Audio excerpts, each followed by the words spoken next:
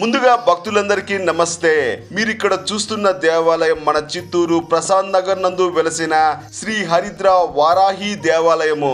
ఈ దేవాలయం నిర్మించి సరిగ్గా 14 సంవత్సరాలు కావస్తుంది. ఈ దేవాలయంలో దేవతా మూర్తుల విగ్రహాలతో పాటు గోశాల ఉండడం విశేషం. అదే విధంగా ఈ దేవాలయంలో కళ్యాణ నవగ్రహ దేవతలు దంపత సమేతంగా దర్శనమివ్వడం, దర్శించుకోవడం పుణ్యం.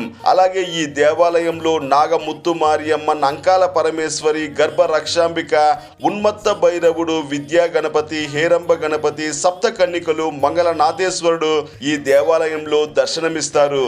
ఈ గుడి నందు మంగళవారం, శుక్రవారం, ఆదివారం, నెలలో వచ్చే పంచమి, పౌర్ణమి రోజుల నందు విశేషమైన పూజలు నిర్వహిస్తారు. అలాగే ప్రతిరోజు సాయంత్రం విశేషమైన హారతులు ఉంటాయి. వారాహి అమ్మవారు సూర్యోదయం నుంచి సూర్య అస్తమయం వరకు నిద్రిస్తూ ఉంటారు. సూర్య అస్తమయం తర్వాత మేల్కొంటారు. అందుకే సాయంత్రం వేళ అమ్మవారిని పూజిస్తే అనుకున్న కోరికలు సిద్ధిస్తాయంటారు.